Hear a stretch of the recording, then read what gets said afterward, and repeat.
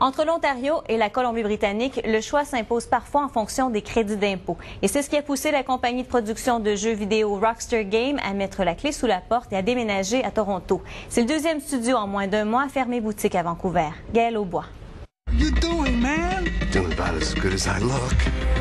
Rockstar Games est un studio connu des amateurs de jeux vidéo, avec à son actif le développement de titres comme Max Payne 3.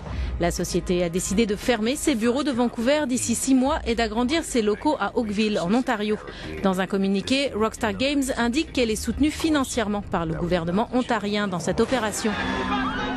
Matthew Toner du studio Zeros to Heroes reconnaît que les avantages fiscaux offerts par l'Ontario et le Québec attirent de plus en plus de professionnels du secteur. Mais selon lui, ce n'est pas la seule explication.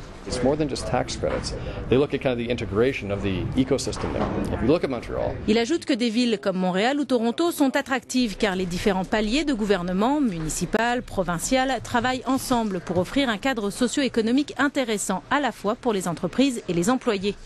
Une vision qu'on ne retrouve pas en Colombie-Britannique, selon Matthew Toner, qui déplore l'absence de réflexion et de leadership de Victoria.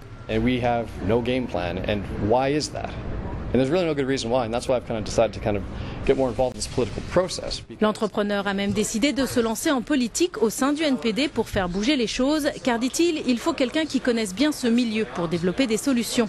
La perte du studio de Rockstar Games, ce n'est pas seulement 35 emplois, dit-il, mais tous les emplois qui auraient pu être créés si le studio avait décidé d'agrandir ses bureaux ici. Matthew Toner reconnaît toutefois que l'industrie des jeux vidéo est un secteur plus complexe que la moyenne.